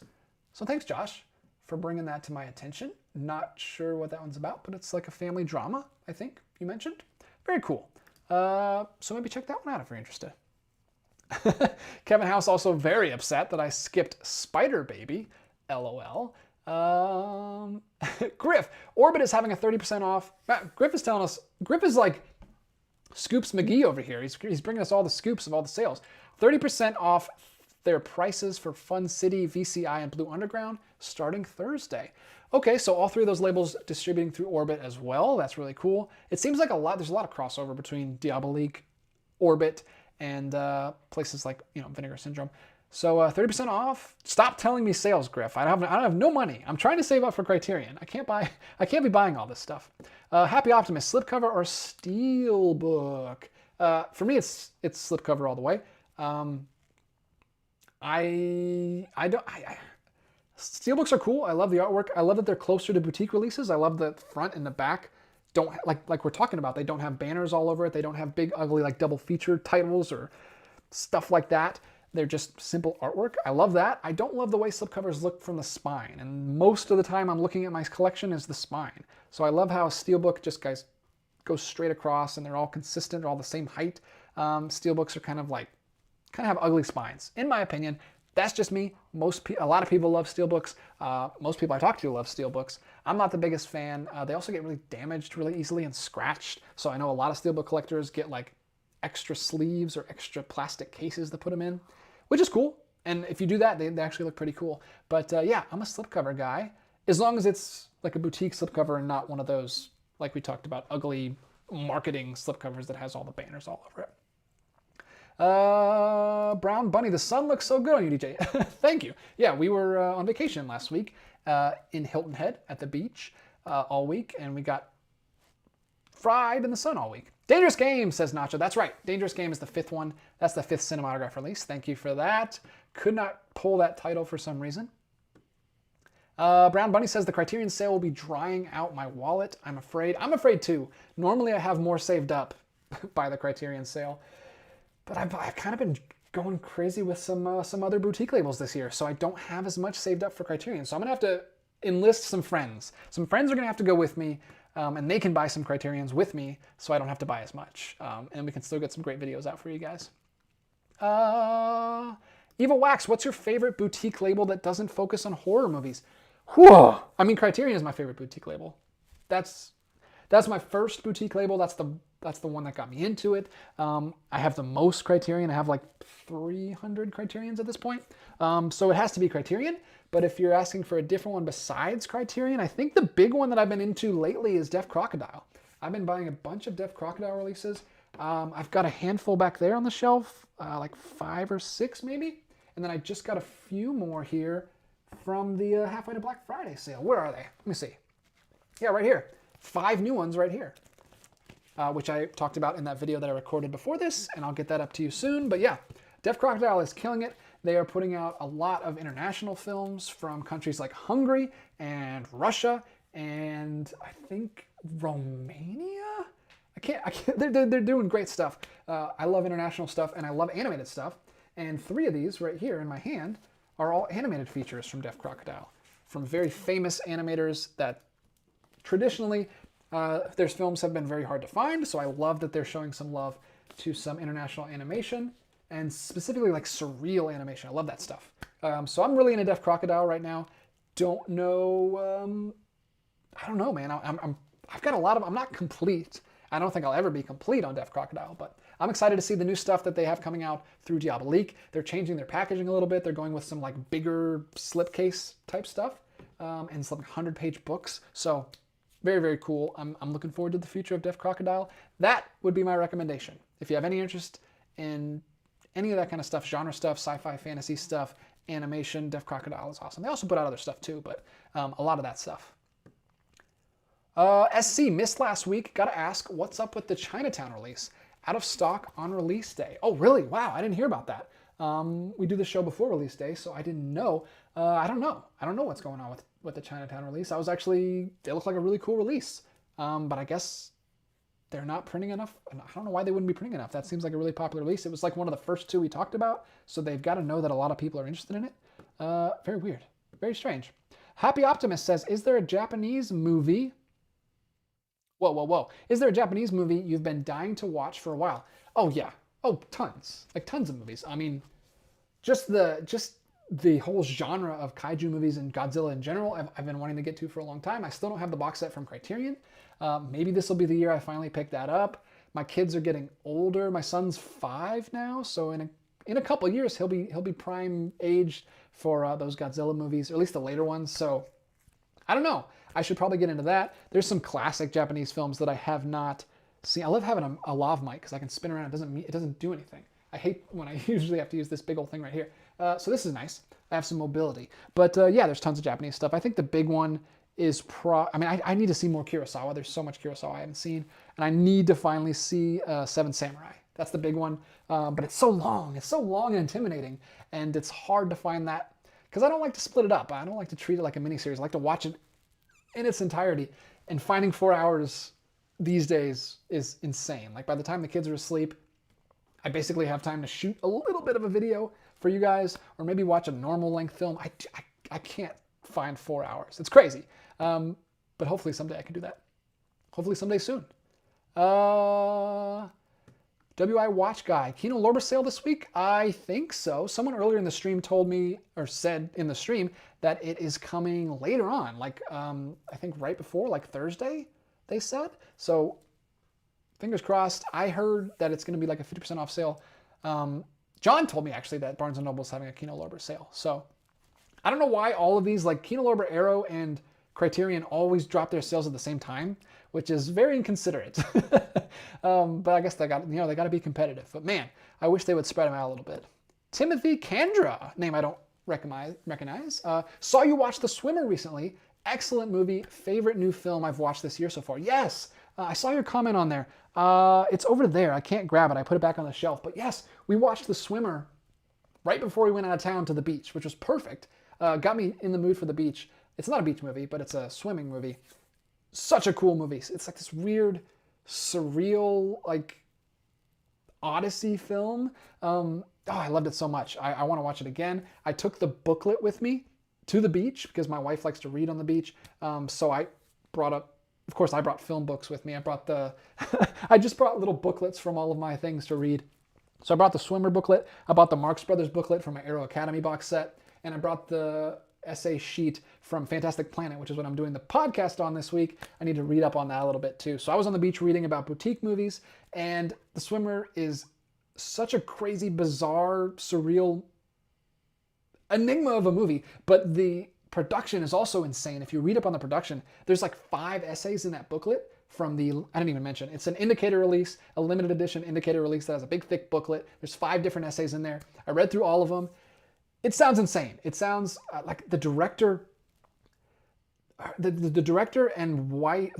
his wife, the writer and director, they're like a husband and wife team. They made the movie, but in order to get it made, they had to sign on to this producer, Stan Spiegel, I think is his name, and he like made them sign that he had full creative control. So he went back after they submitted their 94-minute cut and cut it all the way back to 54 minutes, and he reshot a ton of stuff, and the director like didn't even want to sign his name off on the film. He was so mad that they took everything out and reshot stuff. They took out an entire actress from like the key scene in the movie and replaced her with a different actress. All the stories from the director and the actual writer of the short story that the movie's based on make Burt Lancaster seem like a kind of a dick. Like he sounds like a jerk. Just some of the stuff. Obviously, it's he said, she said. You don't know exactly what happened on set, but it sounds like he was kind of a bully and picked on the new, director who was not making as much money as him or not as popular as him and was greener. And he was kind of taking advantage and like directing over him and directing some of the people he was in a scene with and stuff. So it doesn't sound fun. It sounds like a horrible production, but it made a really, really great movie, and it might have been worth it. I don't know. It sounds like it's one of those weird instances where a troubled production actually makes a really great film. I don't know if it would have been better before, or if this is the best version of it. I would love to see those original scenes that got cut, but I guess we'll never know. This is as definitive as a set as I think we're going to get.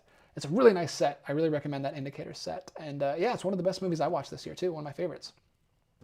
What else do we got here? Ethan Edwards, I go to Hilton Head every year too. Oh wow, I don't go every year, but that's awesome. I wish I could go every year. It's awesome out there. It's so cool. It's like I don't know if you know, we're in Georgia. I don't know if you guys are familiar, but Hilton Head is like an island off of Georgia. It's like the closest beach to where I live. We don't have a lot of beaches here. We're kind of landlocked, but it's like this weird Jurassic Park, like the second Jurassic Park movie, they have like this island that's like off the shore. They're growing stuff. That's what it feels like. It's like weird. It's like there's just deer right next to the highway in the middle of the day. There's like, you drive by and there's just like there's this forest in a lake, and there's just like, I've never seen so many cranes in my life. There was like 60 cranes, like just flocking all over it's like this weird natural wonderland that you just see all these animals living right next to humans. It's not too touristy yet. It's still touristy, but it's nice. It's a nicer beach than like the coast. It's really cool. Ethan Edwards says he was there during the hurricane. Wow, that must have been insane. It was actually really windy this week. There was a red flag all week, so the waves were crazy. Nacho, any guesses when the Barnes & Noble sale will start? Apparently, according to several people at the beginning of the stream, it's starting this week on the 28th. So a couple days before July starts. So maybe get there quick because they're going to sell out of some of the more popular titles quickly. Let's see. Nacho, nice. 300 is a good number for a Criterion collection. Yeah, I don't know the exact number. It's a little bit over 300, and that's just releases. It's weird trying to count things because obviously the Bergman box set has like 30-something films all by itself. Cinematech, do you ever want to be Criterion complete? It's slowly been a goal of mine, but some of the earlier releases are so hard to find. Not yet. That's not been a goal for me. I focus more on like films that I really like. Like there's been some Criterion that I've bought and I didn't like that much that I've considered maybe selling off. So I don't think I'm ever going to be complete. I think I don't have the room for that. Like I'm almost out of space as it is. And there's so many other boutique labels that I want to get. I don't think I could ever devote enough money to just Criterion. So that's not a goal of mine, but I have so much respect for people who have that. That's such a cool, I would love to have the library, just like the entire collection, but I don't think that's in the cards for me. But man, it's so cool when some people post their pictures and they have the whole thing. Holy cow. Thank you guys so much for all the comments. There's so many comments. I'm falling behind. If there's something you really want me to talk about, I don't know if I'm going to get to every question tonight. If you want to put in a super chat, I will make sure I pull it up. Speaking of, we just got another super chat from Popcorn41. Thank you so much, Popcorn. You are MVP this evening. Thank you guys. Thank you so much. Another $20 super chat. Wow. That's crazy. He says he's trying to make up for the streams I missed. Hope you're ready for the Criterion sale. What's your favorite cover for a Criterion besides After Hours? LOL. Oh, he knows me so well. Knows me so well. After Hours is up there. Oh, man. Favorite cover is probably... This is going off the top of the dome here. I'm going to go with the Carol Zeman box set. I love the Carol Zeman box set. I love the art style of it. The Carol Zeman box set is actually very similar to a short I just watched from René Laloux. So I said I'm doing that podcast about René Laloux's Fantastic Planet. So I've been watching through all of his other films. He's only made 3 feature films. So I've watched those 3. And then I'm trying to watch some of his shorts too, which are on the Fantastic Planet disc. He did 2 shorts with the same art director and graphic designer that he did Fantastic Planet with. And they're incredible. The first one is called, oh my gosh, what is it called? The Death Times or something? Dead Times? It's something like that. But yeah, it is so cool. I love the art style of it. They kind of changed their art style moving forward. After they did Fantastic Planet, it's kind of a different art style. But I really like the art style of the first short they did. What's it called here? I'm going to pull up the Criterion page because I really want to get it right. Yeah, in French, it's Le Thème Mort. So it's this really cool, like anti-war, very, very vehemently anti-war film. And it's like a documentary short filmed from space, or it's like intended to be filmed from space, like teaching other species about humans. And it's just all about how we just like killing things. And we, from children, we start practicing at killing when we're playing. And even when we're not killing, we in our free time, kill animals instead of humans. And like, it's this really cool blend of black and white stock video and also like these motion comic, very subtly animated detailed art from Roland Topar, who is the designer slash artist who worked with him on Fantastic Planet. Worked with him 3 times on Les Thèmes Morts and Les Escargots, and then Fantastic Planet. And then unfortunately, it broke him. Like, he couldn't do any films after that. So the other 2 films that René Laloux made in the future were not collaborations with Roland Topar, which is a huge shame because the animation is not up to par with Fantastic Planet for his second 2 films. I really liked his second 2 films, but the animation just wasn't as unique and really, really cool. So that's unfortunate. I'm going to talk about all this on the podcast that I'm doing Thursday, and then I'll be doing a Criterion Corner with Connor, filming that Sunday. So I'll talk about all this then. I don't know why I'm getting into it now, but I'm just really excited about that art style, and it reminded me of the Carol Zeman box set, which I love. The cover of that is so cool. If you don't know what I'm talking about, it's 3 films by Carol Zeman, which is a Czech multimedia animation director, and the cover of it is like this cutout pop-up, just really, really cool artwork. So that would have to be my favorite. I'm sure there's other ones that aren't, that I'm not thinking of. That's a really cool video idea though, popcorn. I'm gonna have to make that, add that to my list of videos that I wanna do in the future. Thank you so much for the super chat. Really, really appreciate that. Hope I gave that enough time to make it worth your while, but I really appreciate the donations. Any donations will be going directly to movies that I'm gonna buy and put back on this channel and talk about with you guys. So thank you so much. I really appreciate that. It helps keep things moving here on the channel. Posty says, not to brag, but I'm complete on Celluloid Dreams. I'd love to be complete. I guess the only label I'm complete with right now is Cinematograph, because there's only 5. And I'm not even complete. I've only got 4. But as soon as I get that next one, I'll be complete. Let's see. People talking about the Chinatown out of print already before it was released, and people not getting their copies, which is a huge shame. Cinematheque Severance sale is very soon also. I can't keep up with all these sales, man. Although I'm going to stick a pin in that Severance sale because, like I said earlier at the beginning of the show, I just found out that Severin has a kids line, Severed Kids, and there's a couple films on there I wanted to get to maybe show the kids.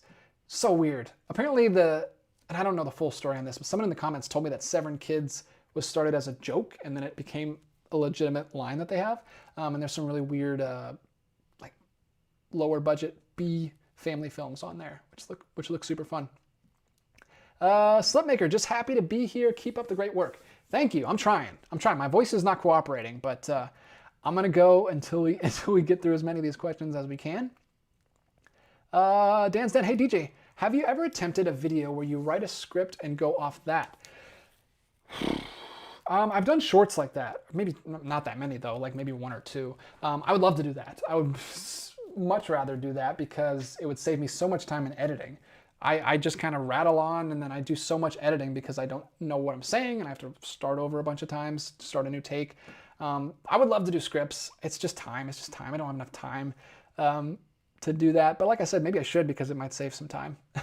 But so much of the stuff I do is so laid back that it would kind of seem weird if I was talking in a script. Like if I did an unboxing video and I had a script, that would be weird. But there are some films that I really want to, or videos that I really want to do scripts for that are like recommendation videos. I just don't know if I'll ever have time to do that.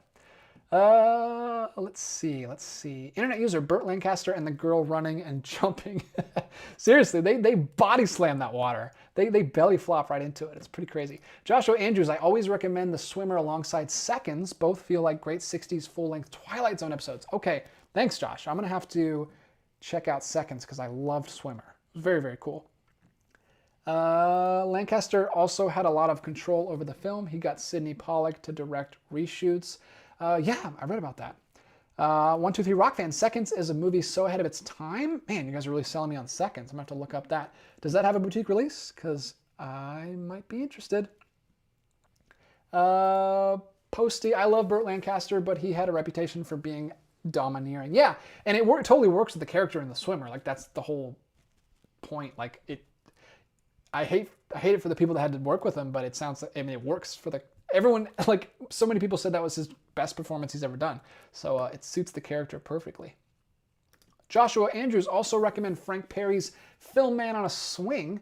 More of a mystery thriller. Imprint released it, and it is pretty fantastic too. I've got to finally get on the Imprint bandwagon. There's so many releases from them that I want to get. It's just like, every time I broach a new label, it's like, oh, I'm gonna want some. Once you like pop the cherry on that boutique label, it's like, you just want to go back and get so much more.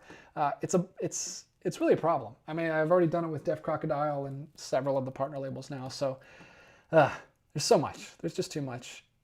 Evil Wax 73. I've always been curious about The Swimmer, but now I'll check it out. Do it. I highly recommend it. I think you'll like it. I don't want to give your expectations too high.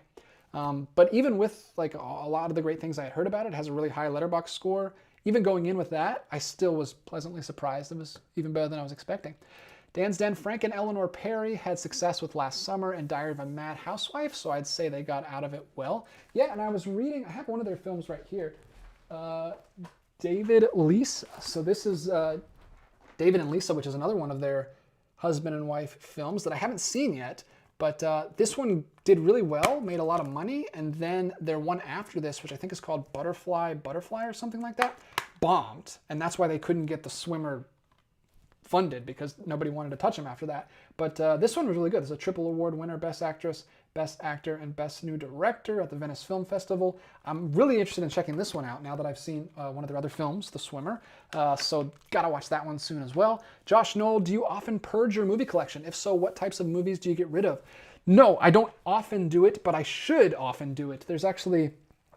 The thing that's been holding me back was because I had so much space, but now I'm starting to run out of space, so I am starting to get ready to post a lot of stuff on eBay, but the problem is, the stuff I want to get rid of, I don't know if anyone wants to buy. Maybe so. A lot of it would be older stuff that I don't ever feel the need to watch again. There's a lot of, like, when I was first getting into collection, I was just buying, like, all kinds of new releases, like sci-fi films and superhero stuff.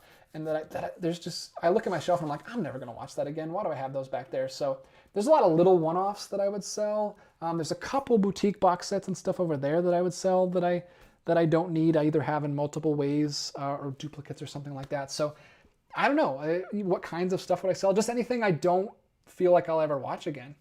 A lot of the stuff I buy to either watch with my wife, because movie watching is our thing. Those are most of our date nights, are watching stuff downstairs in the theater, or stuff that I want to have in my collection, my library, for my kids to grow up with. So I'll keep a lot of animated stuff or classic stuff that I think they should have. But other lesser known stuff or more popular stuff that I don't think I'm ever going to watch again, that's the kind of stuff I'm going to get rid of. And yeah, there's too much of it back there. There's a bunch of stuff back here that I could get rid of. So I need to start doing that more. I need to purge. It's a good word. Purge that collection. I like it. What do people call it? Curating. Collectors call it curating the collection these days. So yeah, I gotta get on that. Like, I mean, a couple examples. There's a big Alfred Hitchcock box set up there that I don't need because I have the 4Ks now. Like the Blu-ray box set I don't need anymore. There's a bunch of stuff back there that I don't need to hold on to. So yeah, I've got to get on that. 123 Rock Fan. I just listened to a song today that references Hilton Head. Wow, that's weird. Yeah, it's a great place. I love it. Especially if you can get a place like a little Airbnb that's not too expensive. John Malahai. Hey DJ, sign me up for Matinee night with you and Connor. I've heard great things about that movie and Seven Samurai 2. Hey, you're welcome over anytime. Anytime I'm watching something you want to join, feel free. I just watched Fellowship of the Ring with John the other day. Like I said, hard to find time for long movies, but we've been threatening to watch Fellowship of the Ring for over a year now, so I had a couple friends over and we watched that. I had never watched the 4K versions for Fellowship, but I know that's like a divisive restoration. Some people don't like the colors on it, but it's such a good movie. One of my favorites. Slipmaker, Atlanta has a very big con event I've wanted to see. Have you ever been or ever wanted to attend? Are you talking about Dragon Con? Dragon Con's pretty big here in Atlanta. I've been a couple times. I used to go every year with a friend of mine, and I went with Grace a couple years. But they started for a long time, you could just go and like walk through all the hotels and see all the costumes and stuff, and not necessarily like pay the big like $70 tickets or whatever to do all the. For a while, you could just go and experience it and not necessarily go into all the rooms and stuff.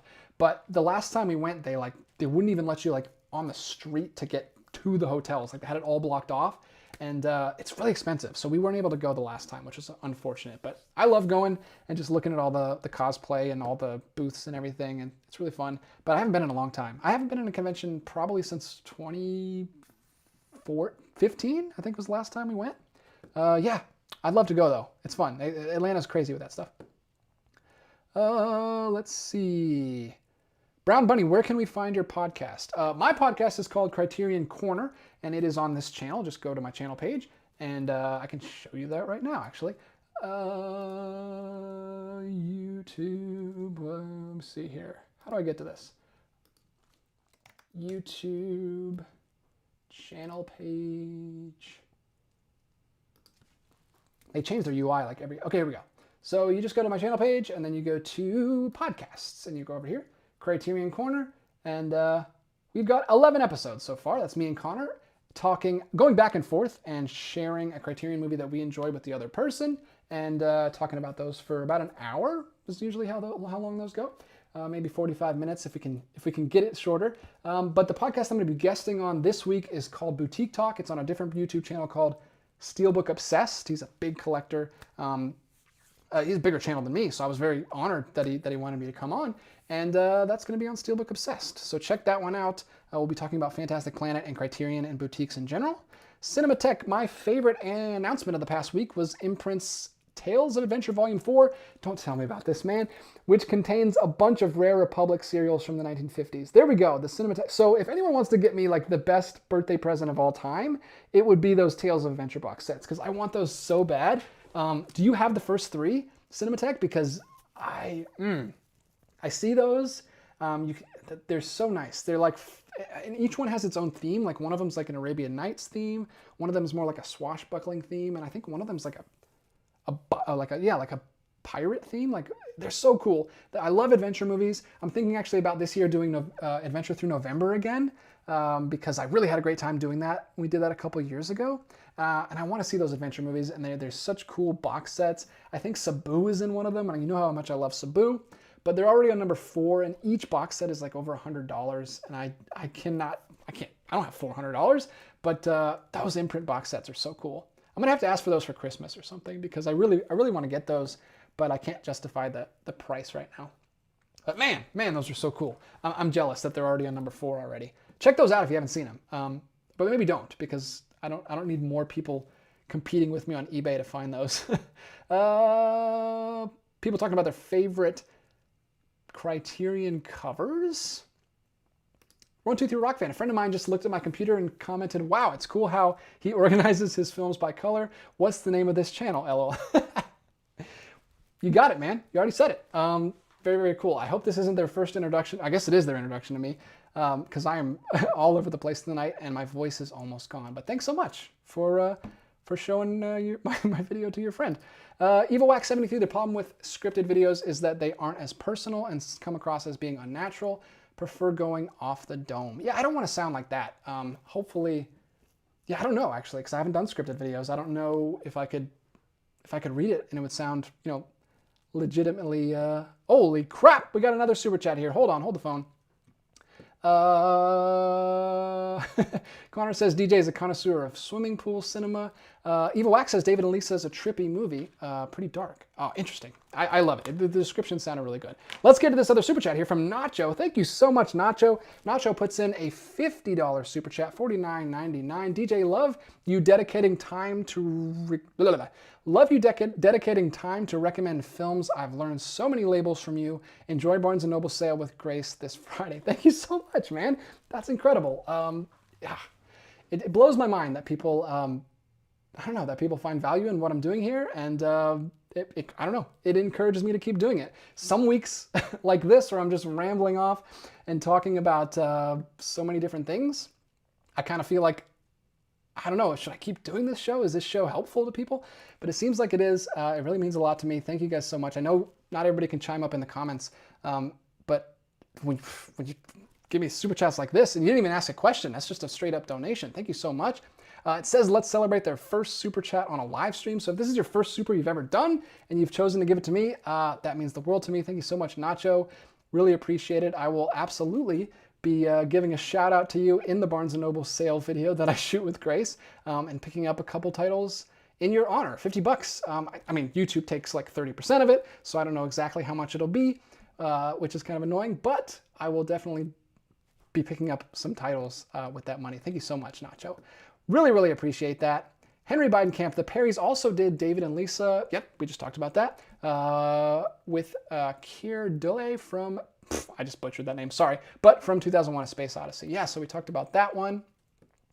Ethan Edwards, I've owned the Lord of the Rings movies for years and never been able to bring myself to watch them. They just don't seem like my kind of thing. Oh, that's a bummer. They might not be. I know there's some friends of mine that don't care about it, but a lot of my friends do. And they're so good. If it is your kind of thing, they're the best. Top of the cream of the crop. But if they're not, I totally understand. Grace wasn't the biggest fan. She watched all 6 of them with me, actually. Unfortunately, I kind of wish I didn't show her the Hobbit movies. But yeah, she liked them. She didn't dislike them, but she doesn't need to go back to them, which I know some people have. Alden Tuttle is here. Hey, thanks for popping in. I was sort of mixed on the new Ghostbusters, but I'm excited to have it just to complete the collection Blu-ray combo pack. All right, here we are. Here we are.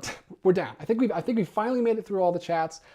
Thank you so much for all the super chats. Thank you, Nacho. Thank you, Popcorn41. You guys are amazing. Can't thank you enough for the donations. I'm gonna keep it coming. I'm gonna keep it going. We've been talking for an hour and 45 minutes. My voice is completely shot. Let's go ahead and wrap this video up here. Say goodbye to all of you in the live chat. Really appreciate you popping in. We had a lot of stuff to get through this week. Let me know in the comments if you're watching after the fact or if you're watching live, which are your most anticipated movies that are coming out this week. There's a bunch of them, so let me know. I'm gonna be going to my Amazon wishlist right after this video and adding a few of them there because some of them really stuck out to me, especially the ones that I didn't even know about. There seems like some really cool ones in there, especially from Warner Archive, which is a label I love.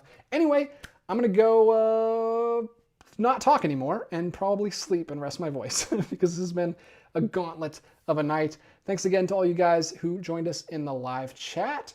We'll be doing this again next week, 9 p.m. Eastern Standard Time, and I can't wait. Until next time, keep collecting, and I'll be back with another video real soon.